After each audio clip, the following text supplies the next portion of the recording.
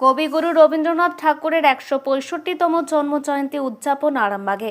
আজ আরামবাগে কবিগুরু রবীন্দ্রনাথ ঠাকুরের জন্মদিন উপলক্ষে প্রতি বছরের মতো এবছরও বিভিন্ন অনুষ্ঠানের আয়োজন করা হয়। সকাল থেকেই অঙ্কন প্রতিযোগিতা, কবিতা আবৃত্তি সহ একাধিক অনুষ্ঠান আয়োজিত করা হয়। বিভিন্ন স্কুলের ছাত্রছাত্রীরা অংশগ্রহণ করে এই প্রতিযোগিতায়। ছাত্রছাত্রীদের সাথে অভিভাবকরাও কবিগুরু রবীন্দ্রনাথ ঠাকুরের জন্মদিন উপলক্ষে এই অনুষ্ঠানে অংশগ্রহণ করে। সকলে মিলে নাচে গানে মেতে উঠে এই দিনটিকে পালন করেন। আমাদের ড্রয়িং স্কুল, এখানে প্রত্যেক বছর রবীন্দ্র জয়ন্তী পালন করা হয়, খুব সুন্দরভাবে পালন করা হয়। বিভিন্ন সাংস্কৃতিক অনুষ্ঠানের মাধ্যমে পালন করা হয়, যেমন নাচ, গান, আবৃত্তি এবং ছবি আঁকাটা তো অবশ্যই গুরুত্বপূর্ণ খুবই। এবং প্রত্যেকটা ছোট থেকে বড় সবাই এখানে পার্টিসিপেট করে এবং যে যেরকম পারে যে তবুও পার্টিসিপেট করাটাই তো আসল, তাই যেরকম পারে সেরকম ছবি আঁকার চেষ্টা করে। আর এই বিষয়টা হচ্ছে যে রবীন্দ্রনাথের ওপর যে কোনো ছবি আঁকা হয় এখানে। আর আমরা এখানে সবাই শিখি স্কুলে। হ্যাঁ। আমার নাম কৃষ্টি রয়। কিসে পড়ো? আমি ক্লাস 12-এ উঠলাম। এই কোচিং সেন্টারের নাম কি? আনন্দধারা অঙ্কন বিদ্যালয়।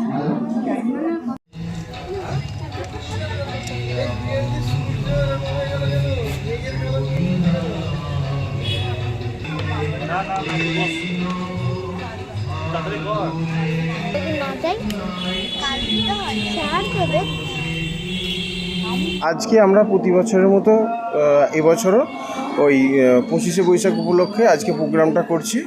তো এর আগের বছরও হয়েছিল, এবছরও হচ্ছে, সামনের বছর দেখা যাক। আজকে কী কী মূলত প্রতিযোগিতা চলবে? গান, আজকে আবৃত্তি, গান, নাচ, তার সাথে অঙ্কন প্রতিযোগিতা আছে। কারা কারা অংশগ্রহণ করবেন? আমার স্কুলের শুধু স্টুডেন্টরাই এখানে অংশগ্রহণ করেছে। কতজন কি অংশগ্রহণ করবে? আমাদের এখানে 60 জনের মতো আজকে উপস্থিত আছে। আর সাংস্কৃতিক অনুষ্ঠানে কারা কারা?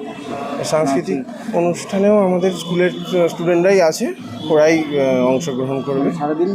সারাদিনব্যাপী এই প্রোগ্রামটা আছে। আপনার নাম দাদা? আমার নাম সন্দীপ পাল, আনন্দধারা অঙ্কন বিদ্যালয়।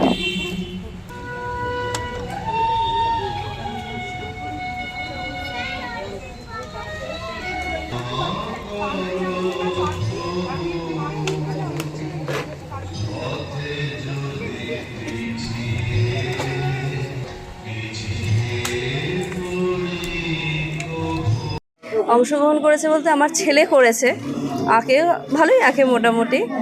সারাদিন আমরা তো আনন্দ করছি, মজা করছি। এখানে স্যার আঁকার সাথে সাথে যে যা আরও অ্যাক্টিভিটি করতে পারে, গান, আবৃত্তি, ছড়া, না যে যা পারে সেগুলোরও ব্যবস্থা রেখেছে। খুব আনন্দ হচ্ছে। স্টুডেন্টদের অভিভাবক আর স্টুডেন্টরা? একদম একদম একদম। আপনার নাম দিন? পৌলমী রানা পাত্র।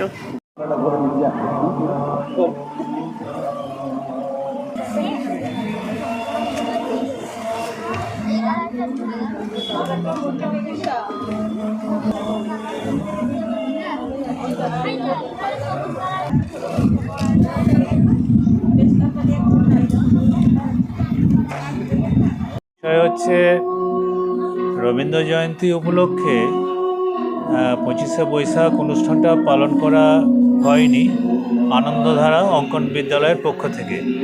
তো আমি এখানে প্রত্যেক বছরই অঙ্কন প্রতিযোগিতা করাই।